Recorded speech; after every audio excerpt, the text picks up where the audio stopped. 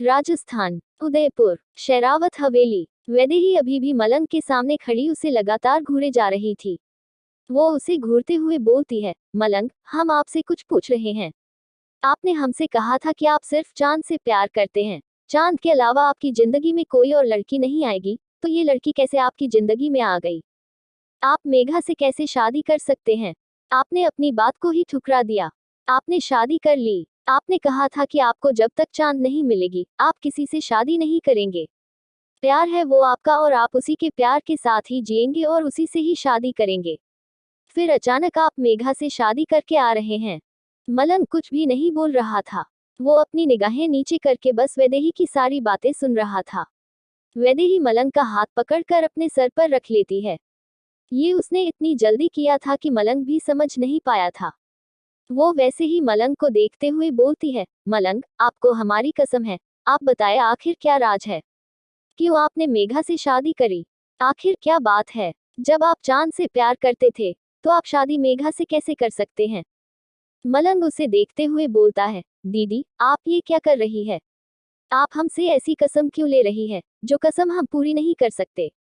Please दीदी, यह मत करिए। वैदेही नम आंखों से उसे देखते हुए बोलती है, नहीं मलंग, आज आपको बताना होगा, हमने कभी आपसे कुछ नहीं पूछा। आपने जो बोला, हमने कुछ भी नहीं कहा, लेकिन आज हमको जानना है। सच जानना है, वो वजह जाननी है, जिस वजह से आपने चांद को छोड़कर मेघा से शादी की है। हमें वो वजह जाननी है। अगर आपने वजह नहीं बताई तो हम यही समझेंगे कि आप भी बाबासा की तरह झूठे हैं। आप हमें धोखा दे रहे हैं, आप हमें अपनी बहन नहीं मानते हैं। मलंग जल्दी से अपना हाथ वैदेही के सर से अलग कर लेता है। उसके हाथों की मुट्ठियां कस जाती है। वो गुस्से भरी आवाज में बोलता है, हम मिस्टर माणिक की तरह धोखेबाज नहीं है, नहीं है हम झूठे। अगर हम कुछ चीज छुपा रहे हैं, तो वो वक्त आने पर सबको पता चल जाएंगी। वैदेही जिद करते हुए बोलती हैं, नहीं, हम वक्त का इंतजार नहीं कर सकते मलंग, हमें अभी जानना है, अभी बताए, आपने ऐसा क्यों किया? मलंग एक गहरी सांस लेकर बोलता है, हमारी जिंदगी में हमारा चांद आया है। वो चांद जिसे हम बेपनाह मोहब्बत करते हैं। वो चांद है, जिसे हमारी जिंदगी में बचपन से ही लिख दिया गया था। वो चांद, जिसे हमने दुनिया के हर एक कोने में ढूंढा। हमारी मोहब्बत, हमारी जिंदगी में उसका लिखा हुआ नाम, वो चांद हमारी जिंदगी में ही आया। हमें ही वो चांद मिला है, हमारी शादी हमारे चांद से हुई है। वही चांद, जिससे हम बहुत प्यार करते थे, बचपन का प्यार हमारा, जिसे हम कभी भूल नहीं पाए। हमारी शादी हमारी चांद से हुई है। वो चांद, जो उस चांद से भी ज्यादा खूबसूरत है। वैदेही उसे देखते हुए बोलती है, क्या वो सच में चांद है? सच में चांद की तरह ही खूबसूरत है। हम ये बात जल्दी से जाकर रुद्राक्ष को बताते हैं। रुद्राक्ष ये बात सुनकर बहुत ज्यादा खुश हो जाएंगे। वैदेही जैसे ही अपना एक कदम आगे बढ़ाती है, मलंग उसका हाथ पकड़ लेता है। वैदेही पीछे मुड़कर मलंग को देखती है, जिसने उसका हाथ पकड़ा हुआ था। वैदेही अपना एक कदम पीछे लेकर मलंग के सामने खड़े होते हुए बोलती है, मलंग क्या हुआ? मलंग उन्हें देखते हुए बोलता है, दीदी, आपको हमारी कसम है, आप ये बात रुद्राक्ष भाईसा को नहीं बताए। वैदेही उसे कंफ्यूजन में देखने लगती है। वो उसे देखते हुए बोलती है, आप ऐसे कैसे कर सकते हैं रुद्राक्ष के साथ? वो कितना खुश हो जाएंगे ये बात जान करके कि चांद वापस आ गई। उनकी जिंदगी की चांद वापस आ गई है। वो कोई और नहीं, आपकी बीवी है। मलंग उसे समझाते हुए बोलता है, दीदी, भाईसा के साथ साथ उनके दुश्मना को भी पता चल जाएगा कि चांद कौन है। चांद कहाँ से आ गई दोबारा वापस शेरावत हवेली। भाईसा के दुश्मन चांद के पीछे दोबारा पड़ जाएंगे, जिन्होंने चांद को बचपन में भाईसा से दूर कर दिया। आप नहीं बताएंगी भाईसा से, जब तक उनके दुश्मन नहीं पकड़े जाते हैं। वैदेही उसे देखते हुए बोलती हैं, कौन है उनके दुश्मन? मलंग उसे देखते हुए बोलता है, ये तो हमें भी नहीं पता है। हम ढूंढ रहे हैं उनके दुश्मन को, जल्दी ही मिल जाएंगे और पता चल जाएगा कि कौन है, जिन्होंने चांद को हम सबसे दूर किया था। लेकिन तब तक आप भाईसा को कुछ भी नहीं बताएंगे। हम चांद को कुछ भी नहीं होने दे सकते, दोबारा हम उसे नहीं खो सकते हैं। वैदेही आगे जाकर मलंग को गले लगाते हुए बोलती है, मलंग, इस बार चांद को कुछ भी नहीं होगा। वो कहीं नहीं जाएंगी, वो हमारे साथ ही रहेगी, उसे कुछ भी नहीं होगा। आप पता लगा लेंगे, आप हमारे भाई हैं, आप पता लगा लेंगे। वहीं दूसरी तरफ रुद्राक्ष और मेघा अभी भी हाल में बैठे हुए थे। मेघा बहुत देर से इंतजार कर रही थी। उन दोनों के बाहर आने का। मेघा रुद्राक्ष से बोलती है, इन लोगों को ऐसी क्या बातें करनी है जो अब तक नहीं आए हैं। रुद्राक्ष मुस्कुराते हुए बोलता है, हमारी रानी सा पूरे 2 महीने बाद अपने भाई से मिली है, इतनी जल्दी तो अपने भाई को नहीं छोड़ेंगे, आराम से बातें करने दीजिए उन्हें। इतना बोलकर वो चुपचाप फिर अपने फोन में देखने लगता है। मेघा कुछ भी नहीं बोलती है। वो अपना टैब ऑन करके टैब चलाने लगती है। वो उसमें कैंडी क्रश खेल रही थी। वहीं दूसरी तरफ रुद्राक्ष भी अपने फोन में कैंडी क्रश खेल रहा था। वो कैंडी क्रश खेलने के साथ साथ तिरछी नजरों से मेघा को देख रहा था। उसे मेघा का चेहरा कुछ जाना पहचाना लग रहा था, लेकिन उसे उसका चेहरा किसके जैसे लग रहा था, वो ये चीज नहीं समझ पा रहा था। वो एक बार फिर तिरछी निगाहों से मेघा को देखता है। उसकी नजर टैब पर पड़ती है जिसमें वो कैंडी क्रश खेल रही थी। रुद्राक्ष उसे देखते हुए बोलता है, आप भी कैंडी क्रश खेलती है, आपको पसंद है? मेघा खुश होते हुए बोलती है, ये तो हमारा फेवरेट गेम है, ये हमें बहुत ज्यादा पसंद है। रुद्राक्ष मुस्कुराते हुए बोलता है, ये हमारा भी फेवरेट गेम है, तो फिर एक बैटल हो जाए। मेघा रुद्राक्ष को देखते हुए बोलती है, सोच लीजिए भाई साहब, आप हार जाएंगे हमसे, क्योंकि हमें आज तक कैंडी क्रश में कोई हरा नहीं पाया है। मेघा के मुंह से भाई सा सुनकर रुद्राक्ष शांत हो जाता है और कुछ भी नहीं बोलता। जब मेघा रुद्राक्ष को कुछ ना बोलते हुए देखती है, तो अपने नजरें उठाकर उसे देखते हुए बोलती है, क्या हमने कुछ गलत बोल दिया? उसके चेहरे पर टेंशन साफ नजर आ रही थी। क्या हम आपको भाई सा नहीं बोल सकते? अब दीदी मलंग की बड़ी बहन है, तो आप भाई सा हुए ना मलंग के, तो आप हमारे भी भाई सा हुए। क्या हम आपको भाई सा नहीं बोल सकते? रुद्राक्ष मुस्कुराते हुए बोलता है, आप बोल सकती हैं, क्यों नहीं बोल सकती है? चलिए हम लोग कैंडी क्रश का बैटल खेलते हैं। वैसे हमें भी आज तक कैंडी क्रश में कोई भी हरा नहीं पाया है। हम दोनों ही अपने अपने उसमें जीते हुए हैं, तो आज हम दोनों एक दूसरे से खेल कर देखते हैं कि कौन जीतता है। मेघा मुस्कुरा देती है। अब दोनों ही कैंडी क्रश खेलने लगे थे। करीब 20 मिनट बाद रुद्राक्ष हार कर बैठ जाता है। उसका चेहरा उतर गया था। वही मेघा अभी भी खेल रही थी। आधे घंटे बाद वो अपना गेम खत्म करके खड़ी हो जाती है और अपने दोनों हाथ ऊपर करके तेज आवाज में चिल्लाते हुए बोलती है, ओ, हम जीत गए, हम जीत गए, हम जीत गए। वो खुश होते हुए डांस कर रही थी। वही रुद्राक्ष उसे देखकर मुस्कुरा देता है। पता नहीं क्यों, उसे उसकी खुशी देखकर खुशी हो रही थी। मेघा अभी भी डांस कर रही थी।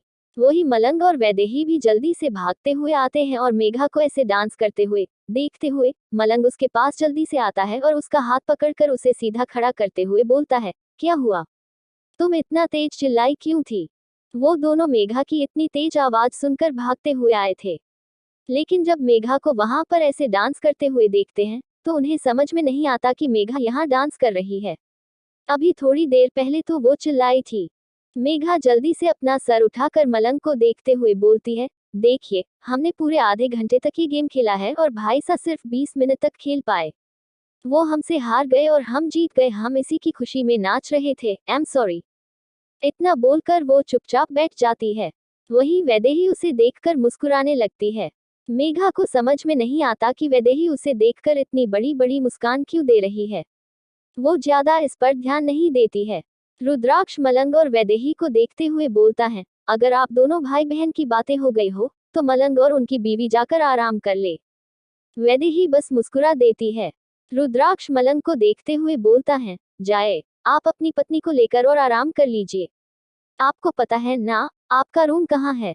मलंग रुद्राक्ष को देखते हुए बोलता है, भाई साहब, आपको क्या लगता है हम 2 महीने शेरावत हवेली नहीं आएंगे, तो क्या हम अपना रूम भी भूल जाएंगे? इतना बोलकर मलंग मेघा का हाथ पकड़ता है और उसे ऊपर की तरफ ले जाने लगता है।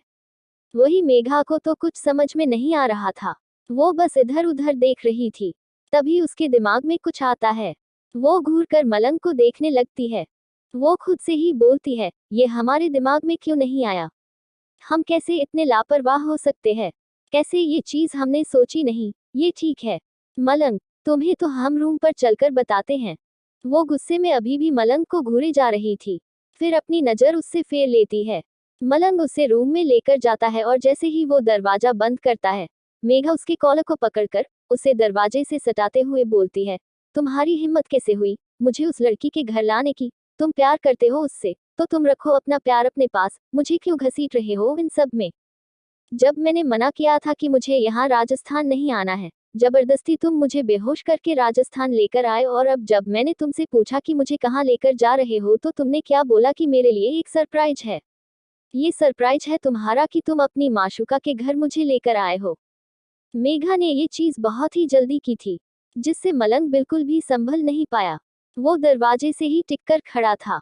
मेघा अभी भी उसका कॉलर पकड़े हुए थी और उसे नीचे की तरफ झुकाने की कोशिश कर रही थी, लेकिन मलंग झुका नहीं था। उसका एक रूल था, चाहे कुछ भी करो, लेकिन कभी किसी के सामने झुको नहीं।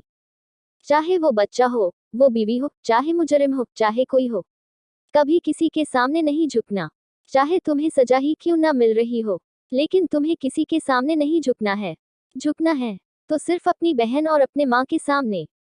उसके अलावा किसी के सामने नहीं झुकना है, न ही बीवी के सामने। मलंग मेघा के सामने बिल्कुल भी नहीं झुकना चाहता था। वही मेघा जब देखती है कि मलंग उसकी तरफ नहीं झुक रहा है, वो खुद ही अपने पंजों के बल खड़े होकर मलंग को घूरते हुए बोलती है, तुम्हारी हिम्मत कैसे हुई मुझे उस लड़की के हवेली लेकर आने की?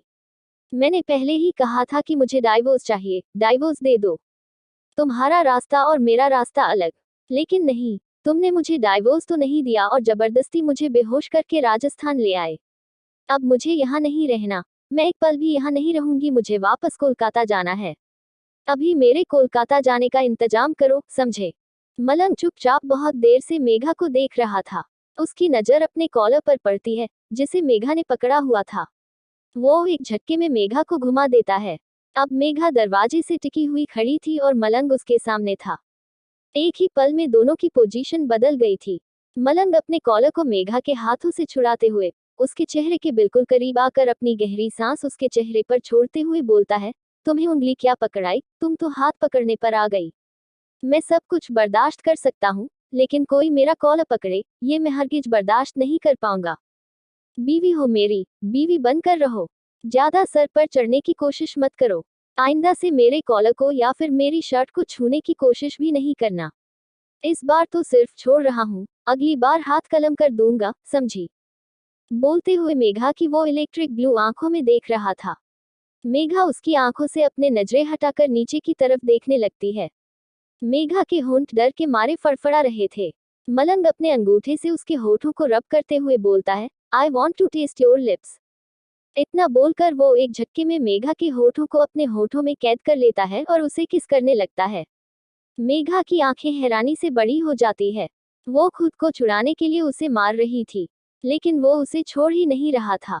उसने मेघा के दोनों हाथों को अपने एक हाथ से पकड़ लिया और वही उसके सर के ऊपर दरवाजे से उसके दोनों हाथों को टिका देता है और अपनी बेल्ट निकालकर मेघा के दोनों हाथों को उसकी कमर के पीछे बांध देता है और मेघा की कमर में हाथ डालकर उसे बिल्कुल खुद से चिपका लेता है।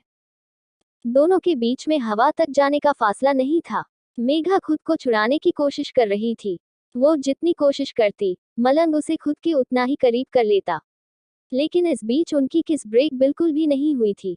वो उसे लगातार किस कर रहा था। वो उसे फ्रेंच किस कर रहा था। मेघा अभी भी खुद को छुड़ाने के लिए स्ट्रगल कर रही थी, लेकिन वो खुद को छुड़ा नहीं पा रही थी। वो जितना छुड़ाने की कोशिश करती, मलंग उसे खुद के उतना ही करीब कर लेता, जैसे वो उसे खुद में ही समा लेगा। उन दोनों के बीच में बिल्कुल भी जगह नहीं बची थी। दोनों की सांस एक दूसरे की सांसों में घुल रही थी। वहां का माहौल बहुत ही ज्यादा इंटेंस हो गया था। वो अपने एक हाथ से मेघा के गोरे गालों को अपने हाथों से छू रहा था। वो बहुत ही इंटेंसली उसे टच कर रहा था। रात का वक्त, कोलकाता, SR व्हीलर। देवांशी इस वक्त मिरर के सामने खड़ी थी। वो खुद को देख रही थी। उसने इस वक्त light grey and dark grey colour की लॉन्ग गाउन पहनी हुई थी। उसकी गाउन ऑफ शोल्डर थी और गाउन के ऊपर की बॉडी डार्क ग्रे कलर की थी और नीचे का पूरा उसका player line light grey colour का था, जो बिल्कुल सिंपल और नेट की थी। उसमें बस थोड़ी सी बटरफ्लाई लगी हुई थी। वो गाउन बहुत ही ज्यादा प्रिटी लग रही थी। वही देवांशी ने अपनी कोहनी तक आते हुए ग्लव्स पहने हुए थे। बालों का उसने बन बनाया हुआ था और उसमें उसने एक छोटा सा पतला सा प्यारा कियारा लगाया हुआ था। वो उसमें बहुत ज्यादा प्यारी लग रही थी। उसने बिल्कुल लाइट मेकअप किया हुआ था। उसकी खूबसूरती का तो कोई जवाब ही नहीं था। दिखने में वो बिल्कुल कातिल हसीना लग रही थी। वो वैसे ही बहुत ज्यादा गोरी और खूबसूरत थी और जरा से मेकअप से वो बहुत ही ज्यादा सुंदर लगने लगती थी। वो मिरर के सामने खुद को ही देख रही थी। तभी उसके फोन में नोटिफिकेशन आता है। वो अपना फोन चेक करती है। उसमें शौर्य का मैसेज था। वो तुरंत अपना फोन लेकर रूम से बाहर चली जाती है। फिर अगले ही पल वो दोबारा रूम में वापस आती है और वहां रखा अपना क्लच उठाकर दोबारा से रूम के बाहर चली जाती है। वो आराम से सीढ़ियों से उतर रही थी, क्योंकि उसका गाउन बहुत ही ज्यादा लॉन्ग था। वो धीरे धीरे उतर रही थी। उसने सामने नहीं देखा था। उसका ध्यान तो सिर्फ सीढ़ियों पर और अपने गाउन पर था कि ये गाउन कहीं उसका फंस ना जाए। तभी वो किसी से टकरा जाती है। वो अपना सर ऊपर करके देखती है तो वहां मानिक खड़े हुए थे। देवांशी मानिक को देखते हुए बोलती है, अंकल आप आ गए राजस्थान से। मानिक मुस्कुराते हुए बोलता है, हाँ बेटा, हम राजस्थान से वापस आ गए। वो देवांशी को देख रहे थे। वो देवांशी के कंधे पर हाथ रखकर बोलते हैं, आप बहुत ही ज्यादा खूबसूरत लग रही हैं। देवांशी को उनका टच कुछ ज्यादा अच्छा नहीं लगता। वो 2 कदम पीछे होकर बोलती है, थैंक यू अंकल। मानिक उसे देखते हुए बोलता है, आप कहीं जा रही हैं? वही शौर्य, जो बाहर करीब 10 मिनट से देवांशी का इंतजार कर रहा था। जब देवांशी बाहर नहीं आती, तो वो अंदर चला जाता है। वो जैसे ही अंदर आता है, वो मानिक को वहां देखकर कुछ ज्यादा ही शॉक नहीं होता है और लंबे कदमों से देवांशी के पास आता है। वो देवांशी की कमर में अपना हाथ डालकर उसे खुद के करीब कर मानिक को देखते हुए बोलता है, अंकल, आप आ गए हैं राजस्थान से, आप जाकर रेस्ट कर लीजिए। हम लोगों को रात में आने में देर हो जाएगी। हो सकता है हम लोग रात में मेंशन न आ पाए, क्योंकि हम लोग पार्टी में जा रहे हैं और पार्टी के बाद हमारा कहीं और जाने का प्लान है। आप आराम से डिनर करके सो जाना। इतना बोलकर शौर्य देवांशी की कमर में हाथ डाले हुए उसे आराम से बाहर ले जाता है। देवांशी एक गहरी सांस लेती है, लेकिन वो शौर्य से कुछ नहीं बोलती है। वही शौर्य आगे जाकर देवांशी के साइड का दरवाजा खोलता है। देवांशी आकर पैसेंजर सीट पर बैठ जाती है। शौर्य जल्दी से आकर ड्राइविंग सीट पर बैठ जाता है। आज उसने ड्राइवर नहीं लेकर रखा था, वो खुद ही गाड़ी ड्राइव कर रहा था। शौर्य के बैठते ही उसके आगे पीछे लगी गाड़ियों में भी ड्राइवर बैठ जाते हैं। उसके आगे करीब 5 गाड़ियां लगी हुई थी। वही उसके पीछे भी 5 गाड़ियां लगी हुई थी। वो गाड़ियां जैसे ही मेंशन के बाहर निकल जाती है, वही शौर्य की गाड़ी भी उसे मेंशन के बाहर निकल जाती है और कोलकाता की सड़कों पर चलने लगी थी। थोड़ी देर बाद उनकी गाड़ी आकर एक बड़े से होटल के बाहर रुकती है। शौर्य ड्राइविंग साइड का दरवाजा खोलता है और अपनी जगह से बाहर निकल आता है। वो आगे जाकर पैसेंजर साइड का दरवाजा खोलता है और अपना हाथ आगे बढ़ा देता है। वही देवांशी उसके हाथ पर अपना हाथ रखकर मुस्कुराते हुए उस कार से बाहर निकल आती है। शौर्य उसे कमर से थाम कर अपने करीब कर लेता है और दोनों ही अंदर की तरफ चले जाते हैं। अंदर बहुत ज्यादा भीड़ थी। सब लोग एक दूसरे से बातें कर रहे थे। एक साइड बार काउंटर पर कुछ लोग आराम से बैठे हुए थे। वही दूसरे साइड कुछ लोग आपस में बातें कर रहे थे। वही अचानक ही एंट्रेंस पर स्पॉटलाइट पड़ती है। वहां पर देवांशी और शौर्य खड़े हुए थे। स्पॉटलाइट उन्हीं पर पड़ रही थी। सब लोग उन्हें देखते हैं, लेकिन किसी को ये बात नहीं पता थी कि देवांशी शौर्य की वाइफ है। उनकी पोजीशन को देखकर लग रहा था कि दोनों गर्लफ्रेंड बॉयफ्रेंड है। किसी को भी शौर्य के मैरिड होने का नहीं पता था। शौर्य आराम से देवांशी को कमर से पकड़े हुए अंदर आता है। वही सब लोग आपस में बातें कर रहे थे। शौर्य को पहली बार किसी लड़की के साथ पार्टी में देखकर सब लोग शॉक थे। वो जितनी भी पार्टियों में जाता था, अपने मेल असिस्टेंट को लेकर जाता था। कभी भी अपने फीमेल असिस्टेंट यानी कि देवांशी को नहीं लेकर गया था। इसीलिए किसी ने भी शौर्य को किसी लड़की के साथ नहीं देखा था। शौर्य हमेशा लड़कियों से 4 फीट की दूरी पर रहता था। उसे लड़कियां अपने करीब बिल्कुल भी बर्दाश्त नहीं होती थी। शौर्य उसे वही बार काउंटर के पास खड़ा कर देता है और अपने कुछ बिजनेस पार्टनर की तरफ चला जाता है। देवांशी उसे कुछ भी नहीं बोलती। उस पार्टी को देखकर वो इतना तो समझ गई थी कि वो पार्टी एक बिजनेस पार्टी है और शौर्य के लिए उसका बिजनेस बहुत ही ज्यादा इम्पोर्टेंट था।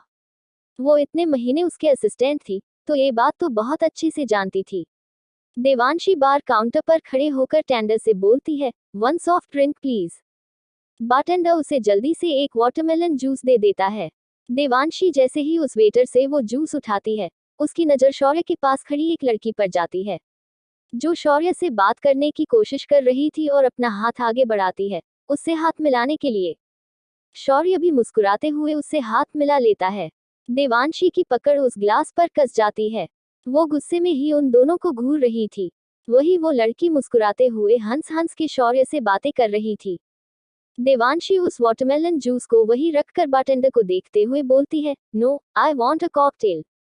बारटेंडर देवांशी के कहे मुताबिक उसे एक कॉकटेल बनाकर दे देता है। देवांशी उस ड्रिंक का एक सिप अपने होठों से लगाती है। वो उस ग्लास को अपने होठों से दूर कर लेती है और खुद से ही बोलती है, ये कितना गंदा टेस्ट है इसका, लेकिन इतना भी गंदा नहीं है। अच्छा है, चलो पूरा ही पी लेती हूँ। इतना बोलकर वो उस ड्रिंक को पूरा पी जाती है और जलती हुई नजरों से शौर्य के बगल में खड़ी लड़की को देखने लगती है।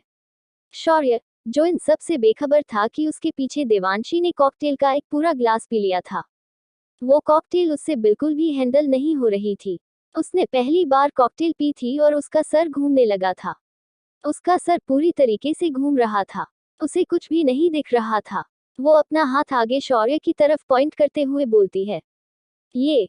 फिर अपनी तरफ उंगली पॉइंट करते हुए बोलती है, हमें देवांशी ठाकुर को धोखा दे रहे हैं। फिर वो जल्दी से बोलती है, नहीं नहीं नहीं, देवांशी शौर्य रंधावा, वो हमें धोखा दे रहे हैं और किसी और लड़की के साथ बात कर रहे हैं, हमें यहाँ खड़े करके। हम ऐसा होने नहीं देंगे। वो बिल्कुल टल्ली वाली आवाज में बोल रही थी। वो एक कॉकटेल में ही टल्ली हो गई थी। उससे वो कॉकटेल संभाली ही नहीं जा रही थी। तभी अचानक वहां पर सॉन्ग बजने लगता है। सॉन्ग स्टार्ट होते देवांशी स्टेज पर आ जाती है और वो भी अपने हाथों की चुटकी बजाते हुए आगे की तरफ बढ़ने लगती है। वो अपने हाथ को आगे पीछे हिलाते हुए आगे की तरफ आ रही थी। सॉन्ग आगे बजता है, काफिरा तो चल दिया, काफिरा तो चल दिया, इस सफर के संग। देवांशी अपने हाथ को नीचे करके पहले तो फैलाती है, फिर उसके बाद अपने हाथों को ऊपर की तरफ ले जाने लगती है। वो एक बार फिर अपने हाथों को थोड़े से फैलाकर और अपने पैरों के ऊपर सटेप करते हुए उठ जाती है और अपनी कमर को 3-4 बार और हिलाती है। फिर अपने हाथों को एक बार फिर नीचे से लेकर ऊपर की तरफ ले आती है और अपनी कमर को हिलाती रहती है और अपने हाथों को ऊपर ले जाकर उसे हिलाते हुए अपनी कमर को भी हिला रही थी। मंजिलें ना दूर कोई लेके अपना रंग, की हुई मैं, की हुई मैं, की हुई मैं मलंग मलंग मलंग, की हुई मैं मलंग मलंग मलंग, की हुई मैं मलंग मलंग मलंग, मैं मलंग हाय रे। वो अपने हाथों को हिलाते हुए ऊपर से नीचे की तरफ ले जाती है। अभी उसकी कमर हिल रही थी। वो अपने घुटनों के बल टिककर अपना एक हाथ पीछे करके उसमें टिक जाती है। वो अपने होठों से लाकर अपनी उंगली अपने सीने से ले जाते हुए नीचे पेट तक ले जाते हुए फिर अपनी उंगली को ऊपर करके खड़ी हो जाती है।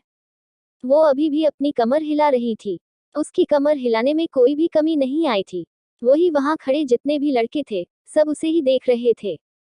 वो अपने पैरों को स्प्रेड करके एक बार फिर नीचे बैठती है और फिर खड़े होकर अपने एक हाथ ऊपर कर लेती है और दूसरा हाथ कमर के पीछे लगाकर अपने पैर को हिलाते हुए हाथ को हिला रही थी। वो अपनी कमर को भी हिला रही थी। फिर दोबारा अपने हाथ को नीचे ले जाकर हिलाती है और कमर को भी हिलाती है। वो अब अपने दोनों हाथों को आगे पीछे करके लहराते हुए हिला रही थी। वो एक बार फिर अपने पैरों को स्प्रेड करते हुए नीचे बैठती है और फिर खड़े होकर एक बार अपने बालों को आगे करके हिलाती है। मैं बैरागन सी जीऊं ये भटकता मन, मैं बैरागन सी जीऊं ये भटकता मन, अब कहाँ ले जाएगा ये आवारापन। वही शौर्य जो अभी तक बात करने में बिजी था, जैसे ही वो गाना सुनता है और वो पीछे मुड़कर जैसे ही देखता है, उसकी आंखें हैरानी से बड़ी हो जाती है। उसकी आंखों में हल्का हल्का गुस्सा भी आने लगा था। कैसे उसकी बीवी सबके सामने ऐसे डांस कर सकती थी। वो वही नीचे फ्लो पर लेट जाती है और लेटे हुए लिरिक्स गाने लगती है। अगले ही पल वो उठकर खड़ी हो जाती है और अपनी कमर पर हाथ रख दोनों हाथ रखकर अपनी कमर को हिलाने लगाती है। वो अपने हाथों को आगे की तरफ हिलाते हुए खुद भी आगे की तरफ आ रही थी और अपना एक हाथ ऊपर कर और पैरों को उठाकर चुटकी बजाते हुए अपने पैरों को नीचे कर लेती है। की हुई मैं मलंग मलंग मलंग, की हुई मैं मलंग मलंग मलंग, की हुई मैं मलंग मलंग मलंग, मैं मलंग हाय। वो एक बार फिर अपने एक हाथ को उठाकर और अपने एक हाथ को पीछे करके अपने हाथों को हिलाते हुए और कमर को हिलाते हुए डांस करने लगती है। फिर अगले ही पल में वो अपने दोनों हाथों को हिलाते हुए अपने कमर और गर्दन को हिला रही थी। अब वो अपने दोनों हाथों को उठाकर अपने बालों पर ले जाकर अपने सर को हिलाते हुए डांस करने लगती है। वो कभी अपने एक हाथ को ऊपर ले जाकर अपनी कमर तक लाती, तो कभी दूसरे हाथ को ऊपर ले जाकर अपनी कमर तक लाती है। कुछ धुआं है, खामोशी का साज है, सूखा दरिया प्यासा जरिया, हिंदी tracks.in, भीगे बस अल्फाज है। वो अपनी कमर पर हाथ रखकर अपनी कमर को हिला रही थी। वो अपनी कमर और अपने सीने को आगे पीछे करते हुए हिला रही थी। वो अपने हाथों को अपने सीने के थोड़ा आगे रखकर उसे भी हिला रही थी और अपना एक हाथ को अपनी आंखों के पास से लहराते हुए ले जाती है। फिर अपने एक हाथ को आगे करके अपनी कमर को थोड़ी मूव करके एक हॉट वाला मूव करती है। रेत सी बिखरी हूं मैं, तेरी जमीन का कर्म, चांद के इन दागों का, तू ही तो है मरहम। एक बार गोल गोल वो घूमती है। शौर्य के हाथों की मुट्ठियां कस गई थी। वो आसपास अपनी नजरें घुमाता है, जहां सारे लड़कों की नजर देवांशी पर ही अटकी हुई थी। वो उसके पूरे सुंदर बदन को देख रहे थे और उसकी खूबसूरती में खो रहे थे। कोई उसे अपने इंटेंस नजरों से देख रहा था, तो कोई उसकी एक ही झलक का दीवाना हो गया था। वही वहां पर कुछ डांसिंग बॉयज भी थे, जो देवांशी के साथ डांस कर रहे थे। वो देवांशी के पास अपने एक घुटने के बल बैठ जाते हैं। वही देवांशी उन सब के बीच फुल टल्ली होकर डांस कर रही थी। वो अपने हाथ अपने सीने से ले जाते हुए अपने हाथ कमर पर रखती और अपनी कमर को हिलाती है। वो सारे डांसिंग बॉयज खड़े हो जाते हैं। देवांशी अपनी कमर पर एक बार फिर हाथ रखकर अपनी कमर को हिलाने लगती है। वो अपनी कमर को आगे पीछे की तरफ कर रही थी और अपने कंधों को भी। की हुई मैं मलंग मलंग मलंग, की हुई मैं मलंग मलंग मलंग, की हुई मैं मलंग मलंग मलंग, मैं मलंग हाय रे। वो एक बार फिर अपना हाथ उठाकर और दूसरा हाथ कमर में लगाकर अपनी पैरों को और कमर को, हाथ को सबको हिला रही थी। वहीं अब शौर्य के भी सब्र का बांध टूट गया था। वो अपने लंबे कदमों से देवांशी की तरफ जाता है और उसे एक झटके में अपने कंधे पर उठाकर ऊपर की तरफ चला जाता है। वहां ऊपर रूम बने हुए थे। वो देवांशी को लंबे कदमों से वहां से ले जा रहा था। वही वो एक रूम का दरवाजा खोलकर अंदर चला जाता है और रूम को लॉक करके देवांशी को वहीं बेड पर पटक देता है। वो गुस्से में अपना कोट वही काउच पर फेंक देता है। वो अपनी शर्ट के बटन खोल रहा था। देवांशी उसे ऐसे देखते हुए अपनी अधखुली आंखों से हकलाती हुई आवाज में बोलती है, ये आप क्या कर रहे हैं? आप अपनी शर्ट के बटन क्यों खोल रहे हैं? इसके आगे वो कुछ बोल नहीं पा रही थी। एक गिलास कॉकटेल पीने पर ही वो पूरी तरीके से नशे में डूब गई थी। शौर्य तिरछा मुस्कुराते हुए बोलता है, वाइफी, तुम्हें आज क्रेजी करने का बहुत मन है ना? आज इस क्रेजी नाइट के बाद हम पूरी तरीके से एक हो जाएंगे। शाम का वक्त, स्विट्जरलैंड, जहां इंडिया में इस वक्त रात थी, वही स्विट्जरलैंड में अभी शाम हुई थी, क्योंकि स्विट्जरलैंड और इंडिया के वक्त में 4 से 5 घंटे का अंतर था। वही अर्चना और रेदांश बालकनी में खड़े हुए थे। रेदांश ने अर्चना को अपनी बाहों में जकड़ा हुआ था और उसकी कंधे पर अपनी चीन रखकर सनसेट होते हुए देख रहा था। वो दोनों ही सनसेट होते हुए देख रहे थे। वही रेदांश बस मुस्कुराते हुए अर्चना की कमर को पकड़े हुए था और अपनी गहरी सांस अर्चना की गर्दन पर छोड़ रहा था। अर्चना को उसकी सांसें अच्छी से महसूस हो रही थी। वो मुस्कुराते हुए बस सामने उस सनसेट को देख रही थी। रेदांश के दिमाग में कुछ आता है और वो अर्चना को वैसे ही पकड़े हुए उससे पूछता है, एक बात पूछे हम आपसे? अर्चना उस सनसेट को देखते हुए ही बोलती है, पूछिए, अब हम मना कर देंगे आपको, तो भी आप पूछेंगे तो जरूर, क्योंकि आप अपनी मर्जी के मालिक हैं, किसी की सुनते हैं नहीं। आपको जो करना होता है, आप वही करते हैं और किसी से कभी भी ये नहीं पूछते हैं कि आपको उनसे पूछना है कि नहीं पूछना। आप पहली बार हमसे पूछ रहे हैं, चलिए, पूछिए आपको क्या पूछना है।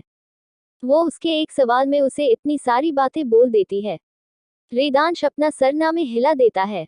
वो अपनी बीवी को कुछ भी इस वक्त नहीं बोल सकता था।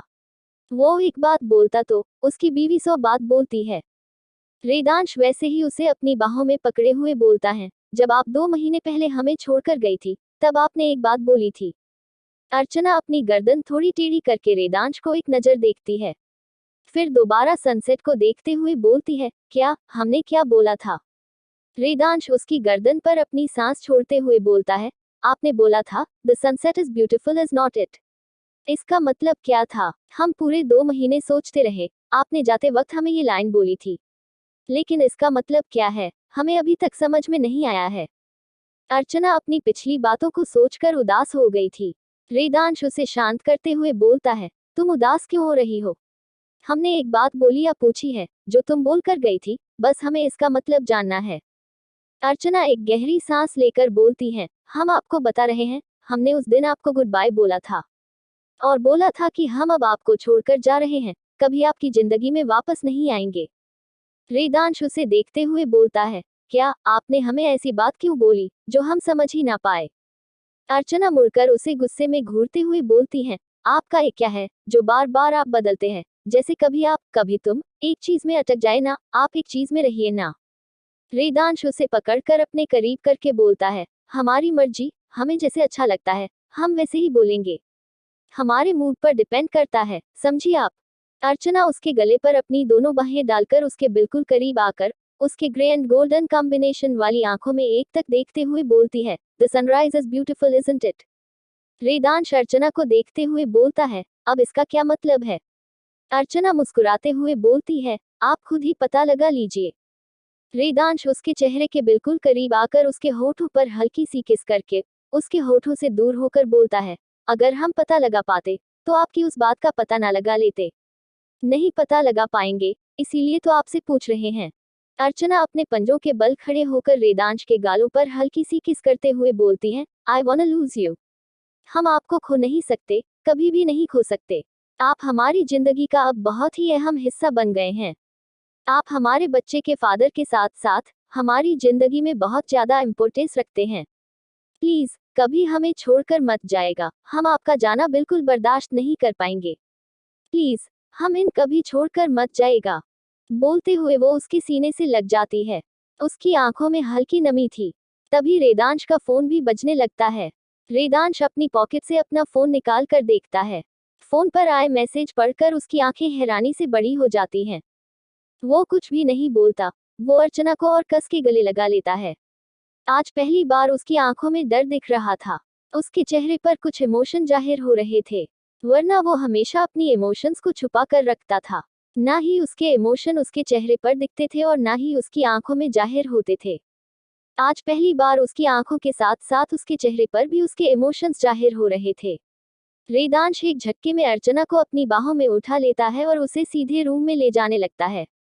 अर्चना वेदांश के चेहरे को देखते हुए बोलती है, आप हमें अंदर क्यों ले जा रहे हैं? अभी हमें और देखना है। वेदांश जिसने अपने चेहरे के एक्सप्रेशंस को अब तक नॉर्मल कर लिया था, वो अर्चना के चेहरे को देखते हुए बोलता है, बीवी, बाहर अब ठंड बढ़ जाएगी। आपको ठंड लग जाएगी, तो चलो जल्दी से अंदर चलो। इतना बोलकर अर्चना को अपनी बाहों में उठाकर अंदर ले आता है और उसे सीधा बेड पर लेटा देता है। वो अर्चना को वही रूम में छोड़कर सीधे बाहर चला जाता है।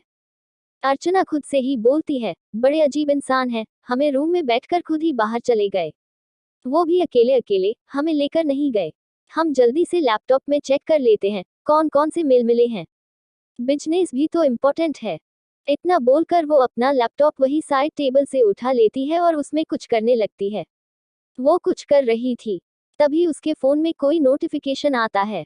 वो अपना फोन उठाकर चेक करती है। नोटिफिकेशन किसी अननोन नंबर से था। ये देखकर उसकी आंखें सिकुड़ जाती है। उसकी आंखों में हैरानी जाहिर हो रही थी। वो कुछ भी नहीं बोलती और तभी एक नंबर डायल करती है। तुरंत कॉल उठा लिया जाता है।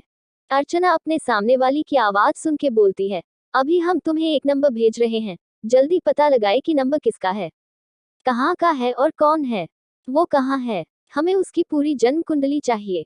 इतना बोलकर वो कॉल कट कर देती है और वो नंबर उस इंसान को भेज देती है। वहीं दूसरी तरफ वेदांश एक कमरे में था। वो कमरा पूरा अंधेरे से भरा हुआ था। वो एक किंग साइज चेयर पर बैठा हुआ था और सामने एक तक उस दीवार को देखे जा रहा था। तभी उस कमरे के दरवाजे पर नॉक होता है।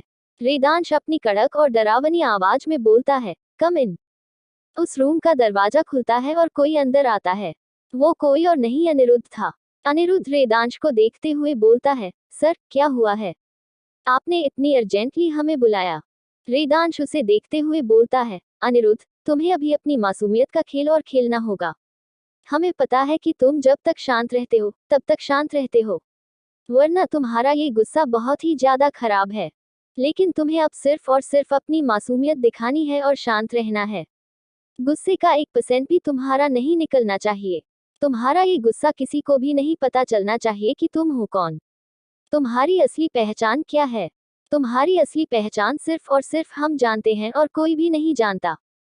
तुम्हारी असली पहचान कभी किसी के सामने नहीं आनी चाहिए। तुम्हें अपनी असली पहचान को हमेशा छुपा कर रखना है और अपनी इस मासूमियत को अभी भी बरकरार रखना है। जब तक हम नहीं कहते, तुम कुछ भी नहीं करोगे।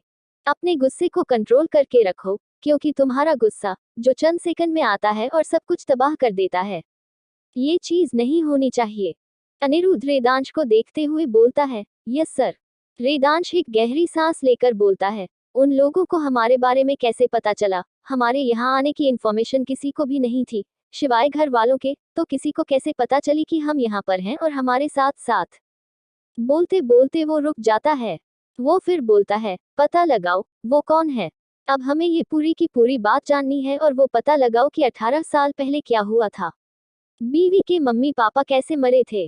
क्या उनके मम्मी पापा को मारने में ठाकुर खानदान का हाथ था या कोई और था? पता लगाओ सब कुछ, हमें सारी की सारी इंफॉर्मेशन चाहिए। अनिरुद्ध अपना सर हाँ में दिला देता है और वहां से चला जाता है। रेदांश अपनी पॉकेट से एक सिगार निकाल कर लंबे लंबे कश लेने लगता है। वो सिगार के लंबे लंबे कश ले रहा था। उसकी पूरी बॉडी गुस्से में जल रही थी। उसे बहुत तेज गुस्सा आ रहा था। उसका गुस्सा जैसे कम होने का नाम ही नहीं ले रहा था। लेकिन उसे गुस्सा किस चीज में आ रहा था, ये तो पता ही नहीं था। बस उसे गुस्सा आ रहा था और उसके गुस्से आने की कोई हद नहीं थी कि उसका गुस्सा कब जाकर शांत होगा। वो खड़े होकर उस रूम का सारा सामान इधर उधर फेंक डालता है और सारा सामान तोड़फोड़ डालता है। उसने पूरे कमरे को तहस नहस कर दिया था और दोबारा फिर अपनी किंग साइज चेयर पर बैठ जाता है और फिर से सिगार के लंबे लंबे कश लेने लगता है। वहीं दूसरी तरफ इंडिया, कोलकाता, रात का वक्त, ठाकुर हवेली। तारा आराम से अपने रूम में स्टडी टेबल पर बैठकर अपनी पढ़ाई कर रही थी। वो पूरी तरीके से अपनी बुक्स में गुम हो गई थी। उसे आसपास का होश नहीं था। वो अपनी पढ़ाई करने में बिजी थी, तभी उस रूम का दरवाजा खुलता है और कोई अंदर आता है। लेकिन तारा अपनी पढ़ाई करने में इतना बिजी हो गई थी कि उसे आसपास को कुछ होश ही नहीं था कि कौन उसके रूम में आया और कब उसके बिल्कुल करीब आकर खड़ा हो गया। तारा को बिल्कुल भी होश नहीं था, तभी उसे अपने चेहरे पर किसी की गर्म सांसें महसूस होने लगती है। तब जाकर वो अपनी पढ़ाई से बाहर निकलती है और अपनी गर्दन तिरछी करके देखती है। उसकी आंखें देव की गहरी आंखों से टकरा जाती हैं और दोनों एक दूसरे को देखने लगते हैं। दोनों के होंठ आपस में जुड़ गए थे। देव, जो तारा के बिल्कुल करीब खड़ा था, तारा के हड़बड़ाने से दोनों के होंठ वापस में दूर हो गए थे और दोनों एक दूसरे की आंखों में देख रहे थे। एक पल के लिए वो कई गहरी आंखें ग्रीन आइज में खो जाती है, कहीं गुम हो जाती है। फिर तारा को होश आता है और वो तुरंत देव से दूर हो जाती है। देव उसे देखते हुए बोलता है, ये तुम क्या कर रही हो? तारा एक नजर पहले देव को घूरती है, फिर उसके बाद अपने स्टडी टेबल पर दोबारा अपनी नजर करते गिड़ाते हुए उससे बोलती है, आपको दिख नहीं रहा है, हम पढ़ रहे हैं। देव उसे देखते हुए बोलता है, तो तुम क्यों पढ़ रही हो? तारा को बहुत तेज गुस्सा आ रहा था, लेकिन वो अपने गुस्से को कंट्रोल करते हुए बोलती है, हमारी यूनिवर्सिटी में एक खड़ूस प्रोफेसर है, जिनको ये नहीं पता कि हम आज ही के दिन यूनिवर्सिटी के गए हैं और उन्होंने कल वाले दिन टेस्ट रख दिया और हमें ऊपर से क्लास से बाहर कर दिया। हमें तो पता ही नहीं है कि उन्होंने क्लास में क्या पढ़ाया था। लेकिन अब हमें तो पढ़ना ही पड़ेगा ना, क्योंकि उन्होंने जो टेस्ट रख दिया। खड़ूस प्रोफेसर। तारा देव की शिकायत देव के सामने ही कर रही थी। देव उसे कुछ नहीं बोल रहा था। वो बस मुस्कुराते हुए उसे देख रहा था। देव एक बार फिर उसके करीब आकर उसकी गर्दन पर अपनी गहरी सांसें छोड़ते हुए बोलता है, तो तुम नहीं पढ़ो ना, हम तुम्हें पास कर देंगे, टेस्ट में फुल मार्क्स देंगे। अभी तो ये टाइम तुम्हारे पति का है ना, पति के साथ रोमांस करने का, रोमांटिक नाइट है ना आज हमारी। तारा उसे ऐसे देखती है जैसे किसी बेवकूफ को देख रही हो। वो क्या उसे बेवकूफ समझता था? एक बार और ऐसे ही हुआ था और तारा ने पढ़ाई नहीं की थी और देव ने क्या किया था, उसके नंबर काट लिए थे। तारा देव को देखते हुए बोलती है, क्या आपने हमें बेवकूफ समझ रखा है, या फिर हमारे चेहरे पर बेवकूफ लिखा हुआ है, जो आपकी बात में इतनी आसानी से फंस जाएंगे? लास्ट टाइम क्या हुआ जब आपने टेस्ट लिया था? आपने क्या कहा था कि हमें टेस्ट करने की जरूरत नहीं है, हमें पढ़ाई पर इतना ध्यान नहीं देना है, बेबी पर ध्यान देना है। और जब हम टेस्ट देने गए थे तब क्यों हुआ था? हमारे जितने मार्क्स आए उतने ही मार्क्स दिए, पर आपने कहा था कि आप हमें फुल मार्क्स देंगे। फुल क्या? आपने हमारा एक मार्क्स नहीं बढ़ाया था। हमें इस बार आप पर भरोसा नहीं, हम खुद ही अपनी मेहनत से पढ़ेंगे और टेस्ट में फुल मार्क्स लेकर आएंगे। आप चुपचाप से जाकर के सो जाए। कोई रोमांस नहीं और ना ही कोई रोमांटिक नाइट है। इतना बोलकर वो दोबारा अपनी बुक्स अपने हाथों में पकड़ लेती है। अचानक ही वो जोर से चिल्लाने लगती है, क्योंकि देव ने उसे अपनी बाहों में उठा लिया था। तारा के हाथ में बुक्स थी। वो अपने ऊपर देखते हुए अपने एक हाथ से मारते हुए बोलती है, छोड़िए हमें, ये क्या कर रहे हैं आप? छोड़िए, हमें पढ़ाई करनी है। लेकिन देव उसकी कुछ नहीं सुनता और वही अपने रूम से अटैच स्विमिंग पूल की तरफ ले जाता है। तारा अभी भी लगातार देव को मारे जा रही थी, लेकिन देव रुकने का नाम ही नहीं ले रहा था। वो तारा को लेकर बिल्कुल स्विमिंग पूल के नजदीक आकर खड़ा हो जाता है। तारा एक नजर देव के चेहरे को देखती है, फिर एक नजर से स्विमिंग पूल को। वो डर के अपने दोनों हाथ देव के कंधे पर लपेट लेती है और आंखें बंद करके बोलती है, प्लीज प्लीज प्लीज हमें मत गिराना, प्लीज हमें स्विमिंग पूल पर मत गिराना। अभी हमें गीला नहीं होना है। प्लीज प्लीज, अभी हमें पढ़ाई करनी है। Please please please please. जब उसे एहसास होता है कि देव ने उसे पूल में नहीं फेंका है और वो आराम से किसी चीज पर बैठी हुई है, तब जाकर वो अपनी आंखें खोलती है। वो अपनी आंखें खोलकर देखती है तो वो चेयर पर बैठी हुई थी और देव उससे अब दूर चला गया था। वो स्विमिंग पूल के पास ही खड़ा था। तारा के चेहरे पर मुस्कुराहट आ जाती है।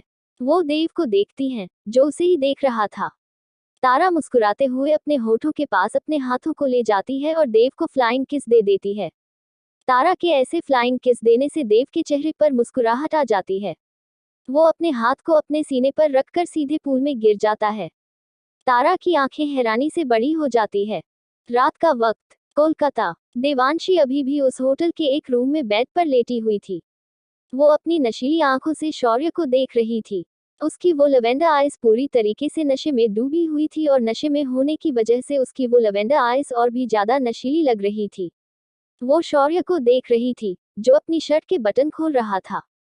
वो एक एक करके अपनी शर्ट के बटन खोल देता है और अपनी शर्ट निकाल कर वही काउच पर फेंक देता है। फिर अपनी पेंट भी निकाल कर वहीं फेंक देता है और एक झटके में देवांशी के ऊपर आ जाता है। देवांशी अब उसके नीचे थी। शौर्य देवांशी के चेहरे को देखता है। उसका चेहरा बहुत ही ज्यादा खूबसूरत लग रहा था। वो बहुत ही ज्यादा खूबसूरत लग रही थी और उसकी नशीली आंखें, उफ क्या कहना, शौर्य का दिल ही ले गई थी। पहली बार देवांशी ने कॉकटेल पी थी और वो इस कॉकटेल में पूरी टल्ली हो गई थी। उसे इतना ज्यादा नशा चढ़ गया था कि वो खुद को होश में रखने की कोशिश कर रही थी। वो अपनी दोनों बाहें डालकर उसे खुद के करीब करके बोलती है, हब्बी, हम दोनों यहाँ पर हुकअप करेंगे ना, बड़ा मजा आएगा हुकअप करेंगे। चलो जल्दी से अभी स्टार्ट करो। शौर्य, जो अभी तक देवांशी को देख रहा था, उसके चेहरे पर तिरछी मुस्कुराहट आ जाती है। वो देवांशी के चेहरे पर गहरी सांस छोड़ते हुए बोलता है, बेबी, यू वांट टू हम हुकअप। शौर्य देवांशी का जुड़ा खोल देता है और उसके चेहरे पर अपनी इंडेक्स फिंगर चलते हुए बोलता है, wifey, you will regret why you said yes this time, I am very crazy। इतना बोलकर वो देवांशी के होठों को एक झटके में अपने कब्जे में ले लेता है और उसे किस करने लगता है। वो उसे पेशेंटली किस कर रहा था। वही देवांशी भी उसका पूरा साथ दे रही थी। देवांशी के हाथ शौर्य के बालों में थे। वो उनमें अपनी उंगलियां फंसाकर उसके बालों को सहला रही थी।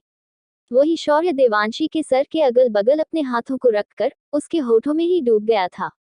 वो शिद्दत से उसके होठों पर किस कर रहा था। दोनों ही उस किस में डूबे हुए थे। करीब 10 मिनट की किस के बाद शौर्य देवांशी के होठों को छोड़ देता है और उसके गर्दन पर आ जाता है। वो उसकी गर्दन पर किस करने लगा था। वो गर्दन पर किस के साथ साथ उसे बाइट भी कर रहा था।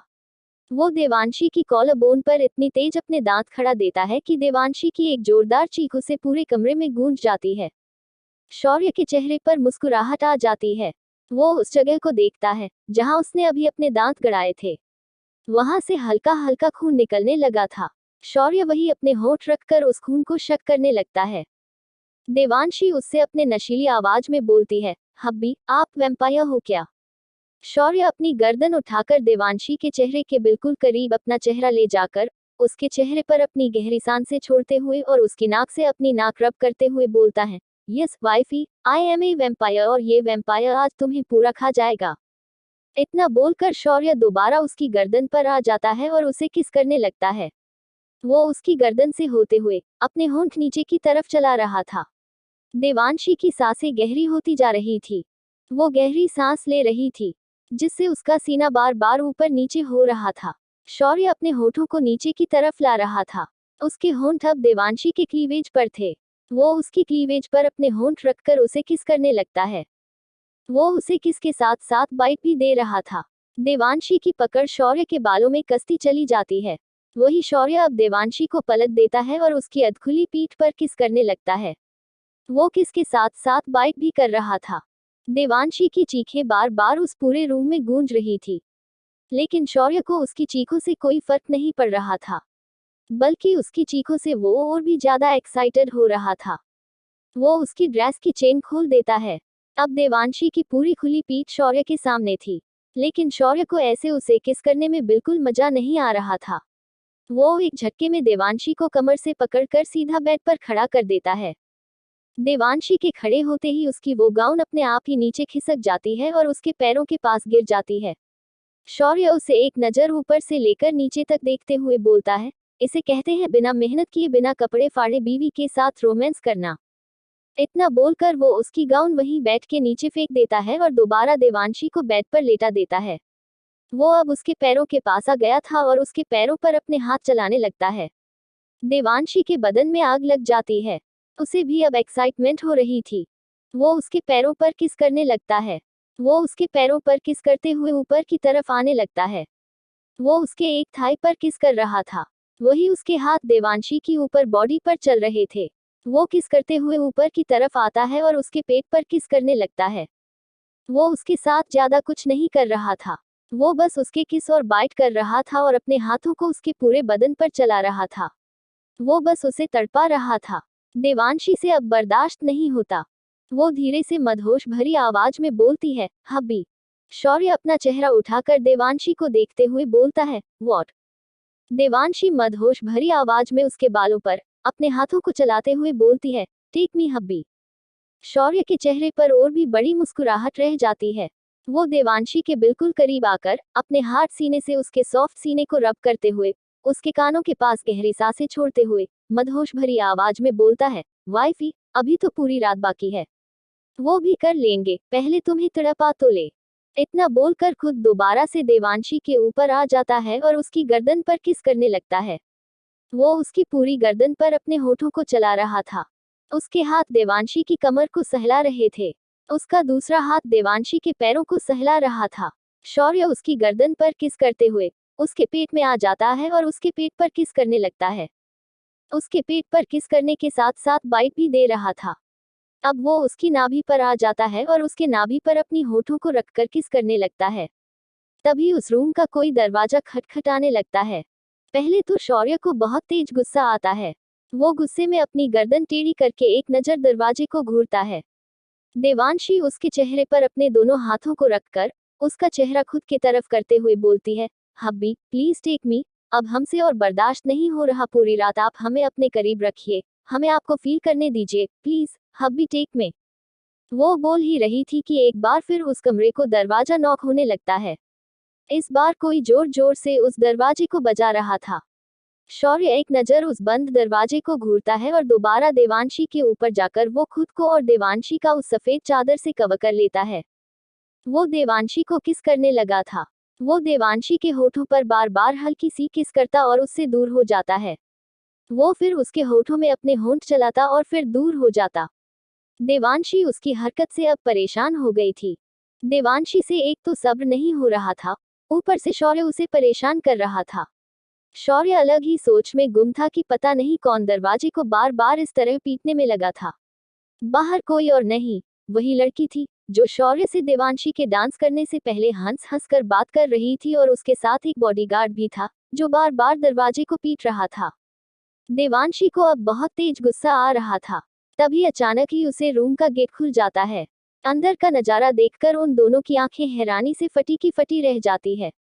शौर्य और देवांशी एक चादर में लिपटे हुए एक जान हो रखे थे। दोनों एक दूसरे के बेहद करीब थे।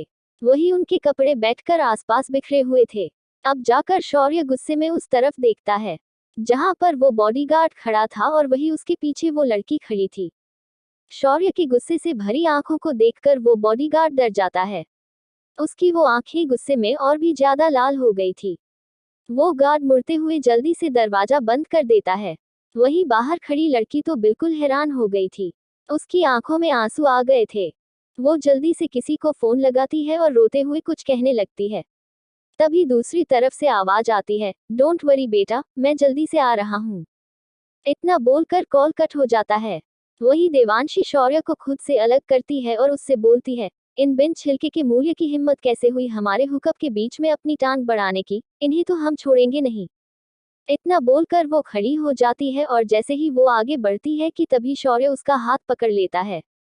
देवांशी अपनी गर्दन थोड़ी टेढ़ी करके शौर्य को देखती है, जिसने उसका हाथ पकड़ा हुआ था। शौर्य उसे देखते हुए बोलता है, पहले अपने कपड़े तो पहन लो। अब जाकर देवांशी को ध्यान आता है कि उसने तो कपड़े पहने नहीं है।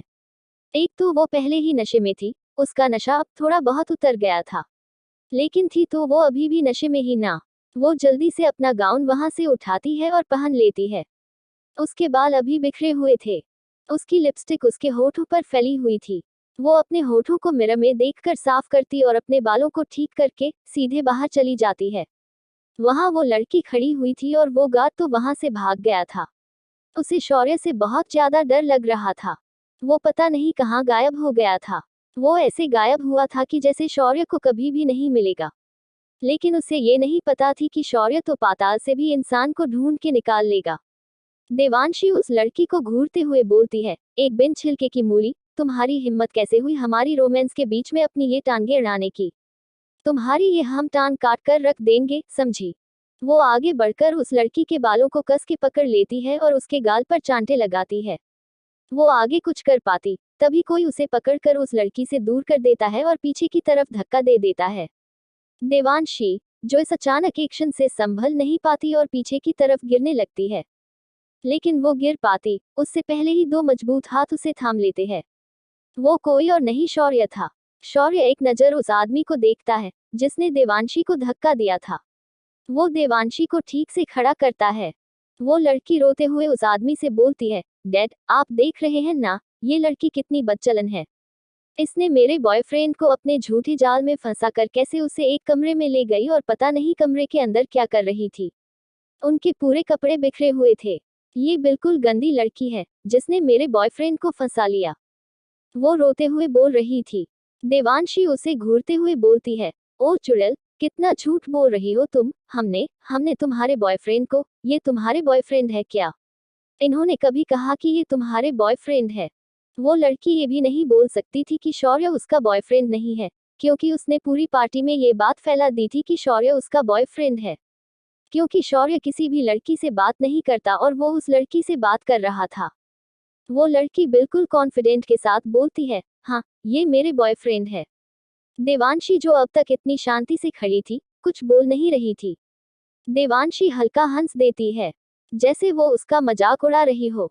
देवांशी हंसते हुए बोलती है, अच्छा, ये तुम्हारे बॉयफ्रेंड है, तो बताओ कभी तुम्हारे बॉयफ्रेंड बने? वो लड़की उसके सवालों से परेशान हो जाती है और उसे देखते हुए बोलती है, मैं तुम्हें क्यों बताऊं कि शौर्य मेरा बॉयफ्रेंड कब बना? वो मेरा बॉयफ्रेंड है। वो लड़की के डैड देवांशी को देखते हुए बोलती हैं, कितनी बदचलन लड़की हो, कैरेक्टरलेस हो एक नंबर की। मेरी बेटी के बॉयफ्रेंड को अपने झूठे प्यार के जाल में फंसा लिया, उसके पैसों के लिए, और अभी तक यहाँ पर खड़ी हुई हो। शर्म नहीं आती तुम जैसी लड़कियों को? यही काम है, अमीर लड़का देखा नहीं कि उन्हें तुरंत अपने प्यार के जाल में फंसा लिया। देवांशी, जो पहले से ही नशे में थी, उससे गुस्सा आने लगा था। अब वो उस आदमी को देखते हुए बोलती है, अरे ओ बुढ़े अंकल, अब क्या बुढ़ापे में आपकी अकल सठिया गई है? आप अंधे हो गए हैं या फिर बोलने की आदत हो गई? आपने तब नहीं देखा था, जब हम उनके साथ, मिस्टर शौर्य रंधावा के साथ आए थे। उन्होंने हमारे कमर पर हाथ डाला हुआ था, तो आपकी बेटी के बॉयफ्रेंड कैसे हुए? वो लड़की जल्दी से बोलती है, क्योंकि तुमने मेरे बॉयफ्रेंड को पहले ही फंसा लिया ना, इसीलिए तो मेरा बॉयफ्रेंड तुम्हारे साथ पार्टी में आया और तुमने सिर्फ और सिर्फ मेरे बॉयफ्रेंड को उसके पैसों के लिए फंसाया है। देवांशी हल्का सा हंसकर बोलती है, सीरियसली, मिस्टर शौर्य रंधावा को पैसों के लिए फंसाया है? तुम जानते भी हो कि हम कौन हैं? उस लड़की के डैड बोलते हैं, हमें जानने में कोई इंटरेस्ट नहीं है कि तुम कौन हो। होगी किसी मिडिल क्लास फैमिली की लड़की या फिर किसी रेड लाइट एरिया की लड़की, जो यहाँ पर सिर्फ वन नाइट स्टैंड करने के लिए आई हुई है और पैसे वाला आदमी देखा नहीं कि उसे फंसा लिया। देवांशी को अब बहुत तेज गुस्सा आ रहा था। तभी नील वहां आकर शौर्य को फोन में कुछ वीडियो दिखाता है। उस वीडियो को देखकर शौर्य के होठों पर तिरछी मुस्कुराहट आ जाती है। वो उस आदमी को देखते हुए बोलता है, वेट मिस्टर मेहरा, पहले आप ये तो देख लीजिए, उसके बाद कुछ बोलिएगा। इतना बोलकर वो उसकी आंखों के सामने फोन कर देता है, जिसे देखकर मिस्टर मेहरा की आंखें हैरानी से बड़ी हो जाती है। कोलकाता, ठाकुर हवेली। तारा के ऐसे फ्लाइंग किस देने से देव सीधा अपने दिल पर हाथ रख देता है और मुस्कुराते हुए सीधा पूल में गिर जाता है। वो बिल्कुल पीछे होकर इस स्ट्रैट स्विमिंग पूल पर गिरा था। तारा उसके ऐसे गिरने से बहुत ज्यादा घबरा जाती है और जल्दी से अपनी बुक वही टेबल पर रखकर भागते हुए वहां आ जाती है। वो देव को देखती हैं, जो नीचे की तरफ था। वो ऊपर नहीं आ रहा था। तारा को कुछ समझ में नहीं आता। वो सीधे स्विमिंग पूल में कूद जाती है और देव के पास चली जाती है। वो देव को देखती हैं, जिसकी आंखें बंद थी। वो जल्दी से जैसे तैसे करके देव को ऊपर लाती है। देव को ऊपर लाना उसके बस में नहीं था। देव एक तो भारी था, उसका वजन भी ज्यादा था। वो कहाँ पतली से और वो कहाँ बॉडी बनाने वाला जिम में। तारा बड़ी मुश्किल में उसे पुल से ऊपर लाती है और जैसे तैसे करके उसे उस पानी से निकाल कर वही फर्श पर लेटा देती है। वो देव को देखती हैं, जिसने अभी भी आंखें नहीं खोली थी। वो देव के पेट पर हाथ रखकर प्रेस कर रही थी, जिससे पानी बाहर निकल आया। थोड़ा बहुत पानी बाहर निकल आया था, लेकिन देव अभी भी आंखें नहीं खोल रहा था। तारा उसके पेट पर प्रेस कर रही थी, लेकिन वो आंखें खोल ही नहीं रहा था। तारा को कुछ भी समझ में नहीं आता। वो जल्दी से देव के होठों पर अपने होंठ रख देती है और उसे सीपीआर देने लगती है। वही देव की आंखें तुरंत खुल जाती है। साफ जाहिर हो रहा था कि देव नाटक कर रहा था। वो सिर्फ और सिर्फ तारा को परेशान कर रहा था। वो बहुत अच्छा स्विमर था। वो ऐसे नहीं डूब सकता था। वो तो सिर्फ तारा को परेशान कर रहा था। तारा को जब लगता है कि देव को सांस आने लगी है, तारा उससे दूर होने के लिए ही होती है, लेकिन देव उसके सर पर हाथ रखकर उसे दोबारा से अपने करीब कर लेता है। तारा अभी उसके होठों से अपने होठों नहीं अलग कर पाई थी और वो और भी ज्यादा उसके होठों के करीब पहुंच गई थी। दोनों को एक दूसरे की सांसें एक दूसरे के चेहरे पर महसूस हो रही थी। वही देव तारा की कमर में हाथ डालकर उसे पैशनेटली किस करने लगता है। वो उसे पूरे पेशेंट के साथ किस कर रहा था। वो उसे नहीं छोड़ रहा था। छोड़ता भी क्यों, वो उसकी बीवी थी। उसकी प्यारी बीवी, जिसे वो भी बेइंतहा प्यार करता था। वो उसे ऐसे तो नहीं छोड़ने वाला था। उसकी बीवी ने उसे आज रोमांस करने से मना कर दिया था और वो अपनी रोमांटिक नाइट को खराब नहीं करना चाहता था। उसने नया तरीका निकाल लिया था रोमांस करने का। वो पैशन के साथ किस कर रहा था। तारा की आंखें हैरानी से बड़ी हो जाती है।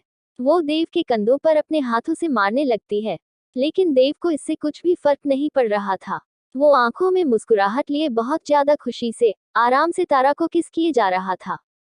अब तारा भी उसको किस बैक करने लगी थी। उसने अपनी आंखें बंद कर ली थी। वो उसे किस बैक कर रही थी। दोनों ही एक दूसरे को किस कर रहे थे। तभी वहां पर विजय आ जाता है। वो दोनों को ऐसे एक दूसरे को किस करते हुए देखकर जल्दी से मुड़कर बोलता है, सॉरी सॉरी, मैंने कुछ भी नहीं देखा। मैंने कुछ भी नहीं देखा। इतना बोलकर वो अपनी आंखों पर हाथ रख लेता है। तारा जैसे तैसे करके देव से छूटने की कोशिश करती है, लेकिन देव उसे छोड़ ही नहीं रहा था। तारा मजबूरी में देव के होठों पर हल्का सा बाइट कर देती है। देव उसे छोड़ देता है। वो पहले गुस्से में तारा को देखता है, फिर वैसे ही लेटे हुए विजय को घूरता है।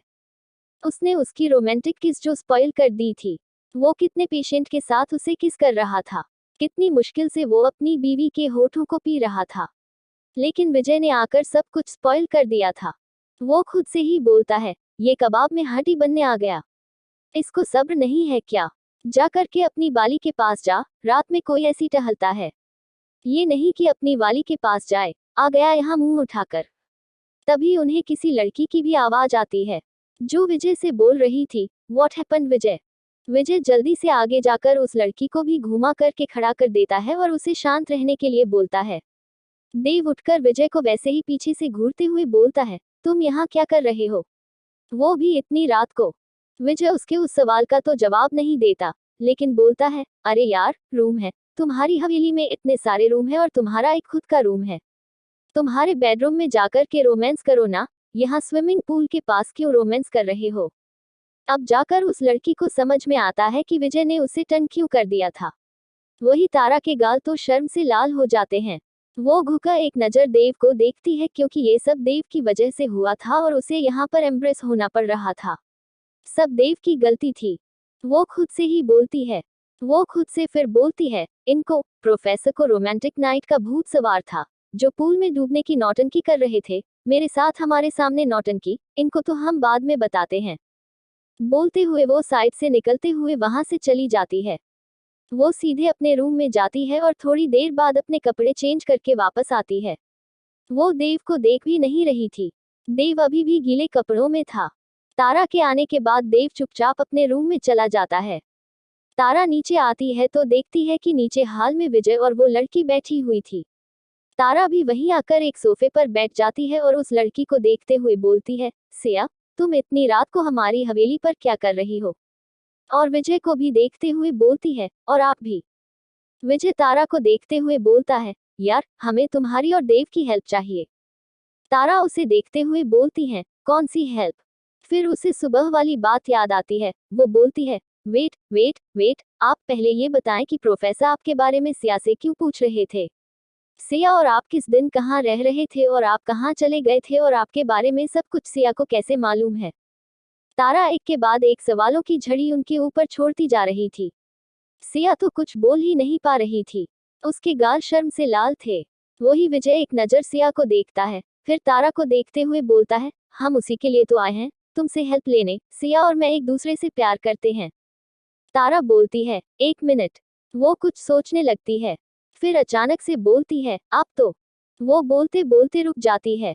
सिया एक नज़र विजय को देखती है, जो कुछ सोच रहा था, या फिर ये बोले कि वो शांति से अपना सर नीचे किए हुए बैठा था।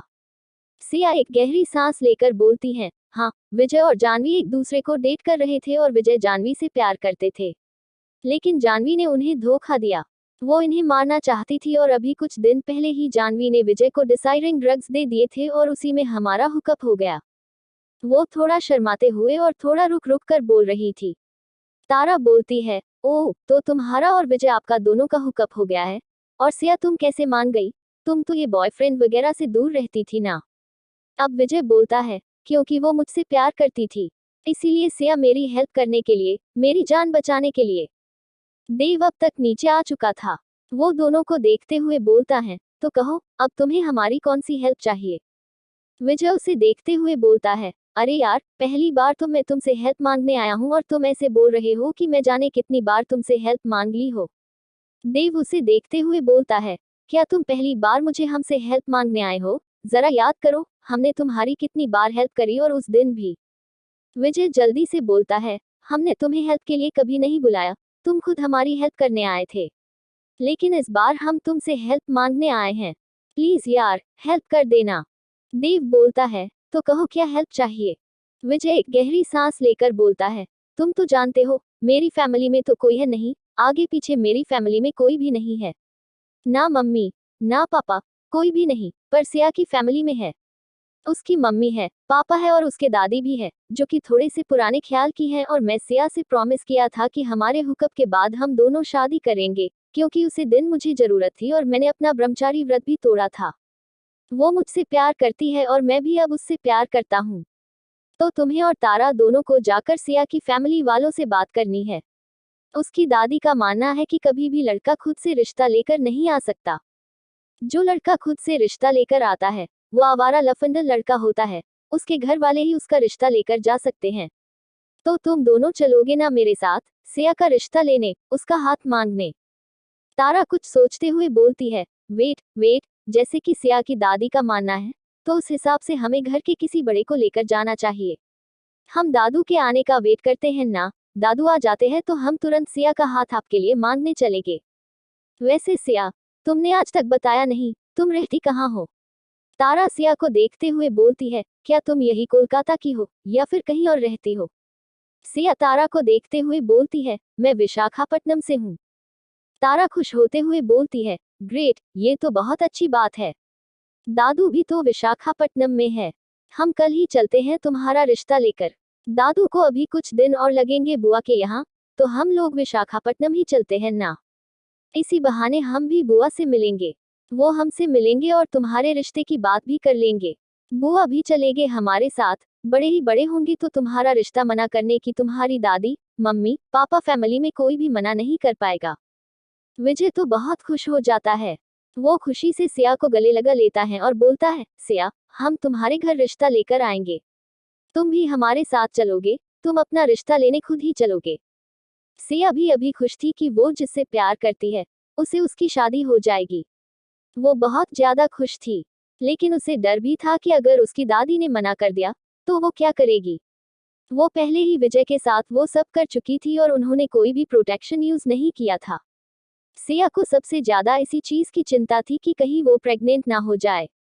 विजय जैसे उसके मन की बात समझ जाता है। वो उसे समझाते हुए बोलता है, डोंट वरी सिया, तुम्हारी दादी माँ मान जाएंगे और नहीं माने तो मैं मना लूंगा, और तब भी नहीं माने तो मैं तुम्हें भगा कर ले जाऊंगा और अपनी दुल्हनिया बना लूंगा, और साथ में तुम्हारी दादी मम्मी पापा सबको किडनैप कर लूंगा। हमारी शादी में वो लोग फिर शामिल हो जाएंगे, जैसे कि तुम चाहती हो। सिया अपने दोनों हाथों से उसे दूर करने लगती है। वो कैसे उसकी फैमिली को किडनैप करवा सकता था। विजय उसे थोड़ा दूर होते हुए बोलता है, अरे यार, मैं मजाक कर रहा हूँ, अब मैं क्या तुमसे मजाक भी नहीं कर सकता। वही देव और तारा दोनों लव बर्ड्स को मुस्कुराते हुए देख रहे थे। वो कितने प्यारे लग रहे थे एक दूसरे के साथ। तारा ने अपना मन में ठान लिया था कि वो विजय की शादी सिया से करवा कर ही रहेगी, चाहे कुछ भी हो जाए। उसे चाहे किसी की फैमिली को कैसे भी मानना पड़े, लेकिन वो मना लेंगे और उनकी शादी करवा देगी। वही विजय और सिया एक दूसरे से लड़ने में लगे थे। सिया उसे मार रही थी तो विजय उससे बच रहा था। देव, जो तारा के बगल में ही बैठा हुआ था, वो जैसे ही देखता है कि सिया और विजय अपने में ही बिजी हैं, वो जल्दी से तारा के होठों को छूकर हल्की सी किस कर लेता है और उससे दूर हो जाता है। तारा घूरकर देव को देखने लगती है। वो कैसे इतना बेशर्म हो सकता था कि किसी के सामने उसे किस कर ले। यहाँ सिया और विजय बैठे हुए थे। अगर उन लोगों ने देखे लिया तो फिर क्या होता।